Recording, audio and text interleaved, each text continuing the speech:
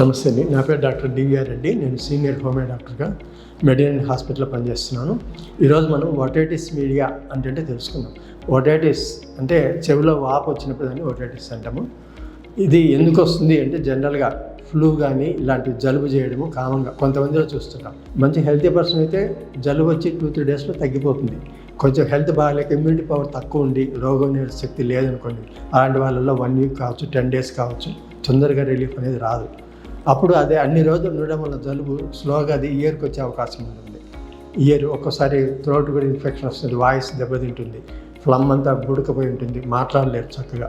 So ఈ stages మారిపోతుంటాయి. జలుబు వచ్చినప్పుడు వెంటనే 2-3 రోజుల్లో తగ్గిపోవాలి. అట్లా తగ్గట్లేదు అంటే ఇది బాగా ఇన్ఫెక్షన్ సివియర్గా ఉంది అని అర్థం.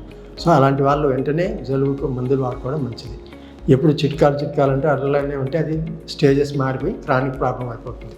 అందుకే దీన్ని ఓటైటిస్ మీడియా అనే క్రానిక్ అయినప్పుడు దీన్ని క్రానిక్ ఓటైటిస్ మీడియా అంటారు అన్నమాట. 2 రోజులు 3 రోజులు ఉండి తగ్గిపోతే సింపుల్గా అది నార్మల్. అట్లా కాకుండా వారం 10 రోజులు నెల అట్లా ఉంది అనుకోండి, అది క్రానిక్ ఓటైటిస్ మీడియా కింద తిరుగుతుంది. అది ఫ్రీక్వెంట్గా ఎవరి ఇయర్ రావచ్చు, లేదా కంటిన్యూ కూడా ఉండొచ్చు కొంతమందిలో. సో ఇలాంటి వాళ్ళు వెంటనే మీరు దగ్గరలో ఉన్న మెడినరీ హాస్పిటల్ కానివ్వండి, లేదా మంచి ఎక్స్పీరియన్స్ ఉన్న డాక్టర్, హోమియో డాక్టర్ దగ్గరికి పోతే మీకు మంచి ట్రీట్మెంట్ ఇవ్వడం జరుగుతుంది. సో ఇది సర్జికల్గా రిమూవ్ చేయడం, క్లీన్ చేయడం చేస్తారు.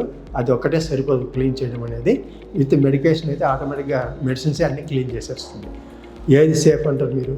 ఎందుకంటే మనం మనిషి క్లీన్ చేస్తే కొంతవరకే పోతుంది, ఇంకా కొంచెం మిగిలిపోయింది అనుకోండి, మళ్ళీ ఒక 1 వీక్ తర్వాత మళ్ళీ స్టార్ట్ అవుతుంటుంది. అట్లా రికరెన్స్ అనేది ఉంటుంది ఓన్లీ మనం మాన్యువల్గా చేస్తే. అదే మెడిసిన్ చేసింది అనుకోండి, లోపల ప్రతి ఆటమ్ అంటే ప్రతి సెల్ నుంచి కూడా క్లీన్ చేసుకుంటూ పోతుంది. అది లోపల ఏం లేకుండా క్లీన్ చేసేస్తుంది. సో ఇది 2-3 సర్జన్ల కన్నా పవర్ఫుల్ అని చెప్పాలంటే. ఎందుకంటే మా అనుభవంలో మేము చాలా కేసులు చూసినాము. ఇలాంటి ఓటైటిస్ మీడియా కేసెస్ పస్ కానీ ఇలాంటివి ఏమైనా ఉంటే లోపల నుంచి కొట్టేస్తుంది బయటికి.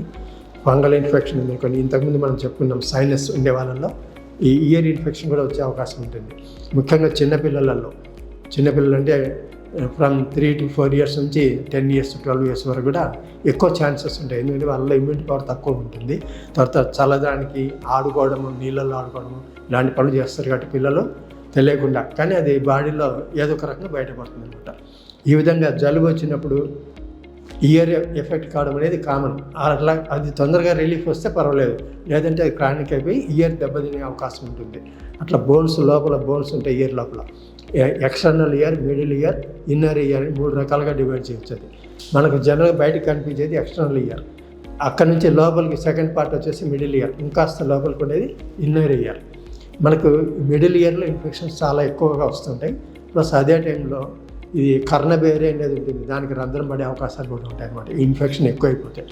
ఆ రంధ్రం పడిన తర్వాత హియరింగ్ కెపాసిటీ తగ్గిపోతుంది, మళ్ళీ దాన్ని కూర్చోవడం కూడా కష్టంగా ఉంటుంది అన్నమాట. సో ఇలాంటి జాగ్రత్తలు పాటించి మీరు ఎవరైతే సైనస్ ప్రాబ్లం ఉన్నా, ఇయర్ పెయిన్ ఉన్నా కూడా వెంటనే మీరు డాక్టర్ని సంప్రదించి దానికి సరిపడిన వైద్యం తీసుకోవాల్సి ఉంటుంది. మనకు హోమియోలో చాలా మంచి మందులు ఉన్నాయి, ఇంతకుముందు చెప్పుకున్నట్లుగా. ఎందుకంటే 2-3 సర్జన్ చేసే పని ఒక హోమియో మందు చేస్తుంది, అది గుర్తుపెట్టుకోవాలి మీరు. ఎందుకంటే మేము అనుభవంతో చెప్పుకుంటున్నాం. తర్వాత ఇలాంటి వాటికి మరి ఏ మందులు ఇస్తారు మీరు హోమియోలో అంటే, ఆ వాపు పెయిన్ ఎక్కువ ఉన్నప్పుడు బెలడోనా బాగా పనిచేస్తుంది. తర్వాత డిశ్చార్జెస్ ఏమైనా ఉన్నప్పుడు సైలీషా ఇవ్వచ్చు, మెర్క్సాల్ ఇవ్వచ్చు, ఇంకా గ్రాఫైటిస్ ఇవ్వచ్చు. ఇన్ని రకాలుగా మనకు చాలా మంచి మందులు ఉన్నాయి. ఇది ఒక ఎక్స్పీరియన్స్ డాక్టర్ అయితే మీకు కరెక్ట్గా ఏ మందు సెట్ అవుతుంది, ఎందుకు ఇవ్వాలా, ఇంకా దీనికి రీజన్ ఏంటి, ఇవన్నీ కారణాలు తెలుసుకొని మీకు మందులు ఇవ్వడం జరుగుతుంది. సో అది అనుభవం ఉండే డాక్టర్ అయితే మీకు ఎటువంటి ఇమీడియట్ రిలీఫ్, ఇన్స్టాంట్ రిలీఫ్ అంటే వితిన్ 2-3 డేస్లో కూడా తగ్గే అవకాశం ఉంటుంది. అంటే యాంటీబయాటిక్స్ తొందరగా పనిచేస్తాయని అనుకోవాల్సిన పని లేదు. మీకు దగ్గరలో ఉన్న డాక్టర్ని సంప్రదించండి. నమస్తే అండి.